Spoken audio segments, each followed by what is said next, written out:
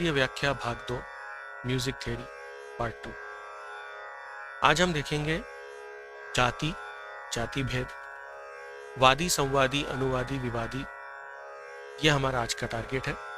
तो चलिए let us start with the video.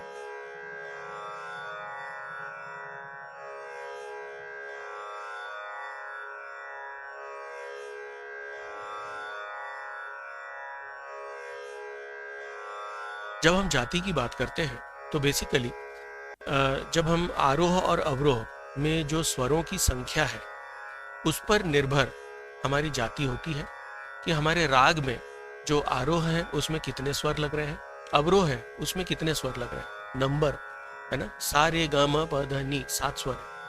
अगर 7 के साथ पूरे लगते हैं तो हम उसे संपूर्ण कहेंगे। तो इस तरह से जातियां अलग अलग प्रकार की होंगी। आरोह और अवरोह जब दोनों बात आते हैं, और कभी कभी कुछ राग ऐसे हैं जिसमें जाते समय जो नंबर ऑफ स्वर हैं वो अलग हैं, आते समय अलग हैं, तो ऐसे समय हम उसकी जाति भी उस हिसाब से बताते हैं। तो चलिए सबसे पहले हम ये समझ लें या ये जान लें कि जाति क्या है। तो जाति की परिभाषा है कि आरोह व अवरोह में स्वरों की संख्या की आधार पर किसी राग की जाति निश्चित होती है। तो स्वरों की संख्या कहाँ, आरोह और अवरोह। ठीक, अब गिनती के हिसाब से अगर संपूर्ण हमें कहना है तो 7 के साथ पूरे स्वर लगेंगे। अगर 7 से कम 6 स्वर लग रहे हैं तो उसे हम षाडव ऐसा कहते हैं, और अगर 5 स्वर लगते हैं तो हम उसे औडव कहते हैं। यदि 4 या उससे कम है तो सीधी सी बात है कि उसे राग की श्रेणी में नहीं रखा जा सकता। अब बात आती है कि अब कॉम्बिनेशन आरोह और अवरोह। तो अब आप देखिए कि इसके कॉम्बिनेशन कैसे बन सकते हैं। आप यहाँ देख रहे हैं कि संपूर्ण, अगर जाते समय हमने सारे स्वर इस्तेमाल किए हैं तो संपूर्ण के साथ अब 3 कॉम्बिनेशन है। आते समय या तो संपूर्ण होगा या षाडव होगा या औडव होगा। तो ऐसे 3 संपूर्ण के साथ कॉम्बिनेशन है। इसी प्रकार से षाडव के साथ 3 कॉम्बिनेशन है और औडव के साथ 3 कॉम्बिनेशन है। तो इस प्रकार से हमारे पास 9 कॉम्बिनेशन हो गए जो किसी जाति को हम डिनोट कर सकते हैं। अब जैसे मान लीजिए कि ऊपर चढ़ते समय हमने सा रे म प ध सा, तो सा रे म प ध सा ऐसा अगर हमने लिया है तो कुल मिलाकर सा को अगर हम छोड़ दें सा रे म प ध तो कितने सुर हुए, 5। तो जाते समय इसकी जाति क्या हो जाएगी, औडव। और आते समय अगर मान लीजिए सानी धपम अगर ये सब पूरा गा दिया तो संपूर्ण, तो इसकी जाति होगी औडव संपूर्ण। इस प्रकार से रागों की जातियों को हम डिनोट करेंगे या उनका नाम जाति को हम निर्धारित करेंगे। चलिए अब हम बढ़ते हैं आगे। स्वर वादी, इसको समझ लेते हैं। वादी स्वर का अर्थ यह होता है कि जो स्वर किसी राग में सबसे अधिक प्रयुक्त होता है, डोमिनेंट स्वर, मतलब उस पूरे राग में अगर उस स्वर पर हम मतलब उस पर ठहराव भी दिखाना है और सबसे ज्यादा बार हमें वहां पर उस स्वर को लगाना है, तो उस स्वर को हम वादी स्वर कहते हैं। परिभाषा कहती है राग का प्रधान स्वर, प्रधान यानी मुखिया, मेन स्वर, जो स्वर राग में सबसे अधिक बार प्रयोग में आता है वह वादी स्वर कहलाता है। इसे राजा स्वर की उपमा, अच्छा ये उपमा का अर्थ है टाइटल, ठीक है, आप कोई दूसरा अर्थ मत निकालिए। इसे राजा स्वर की उपमा भी दी जाती है। अब देखते हैं संवादी क्या है। तो वादी के बाद संवादी की बारी आती है। संवादी का अर्थ यह है कि वादी से तो कम किंतु बाकी सारे स्वरों से अधिक जिसका प्रयोग होता है उसे हम संवादी कहते हैं।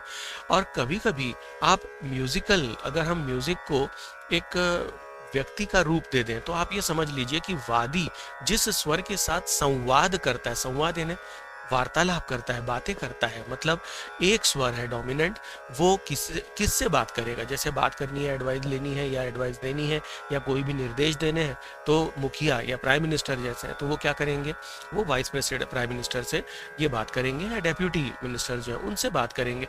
तो ये यहाँ पर मंत्री की उपमा इसको मिली है संवादी इस शब्द को।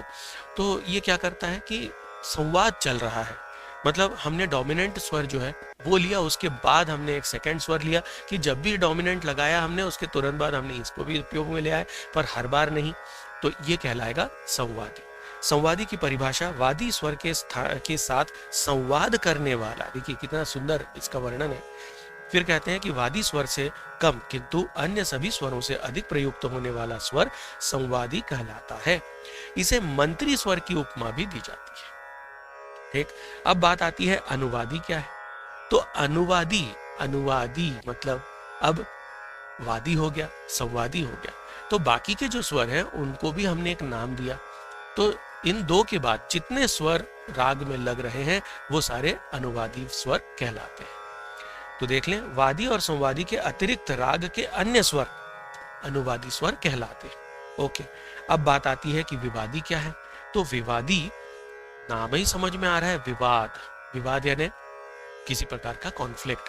तो कॉन्फ्लिक्ट या विवादी स्वर जो है ये राग के स्वरूप को नष्ट कर देते हैं, इनको हम राग में बिल्कुल भी प्रयोग में नहीं लाते, तो ये कहलाते हैं विवादी स्वर।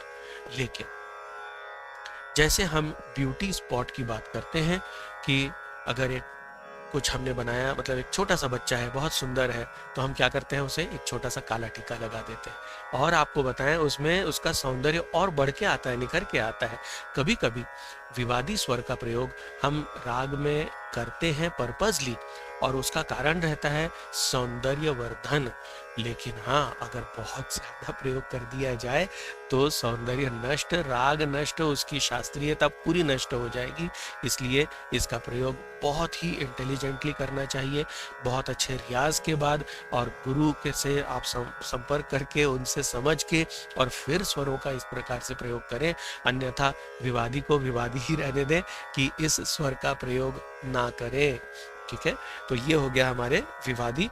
राग स्वरूप को नष्ट करने वाला प्रतिकूल स्वर, प्रतिकूल यानी एक होता है अनुकूल, दूसरा प्रतिकूल। ठीक है, तो ये प्रतिकूल स्वर है, यह राग का शत्रु है।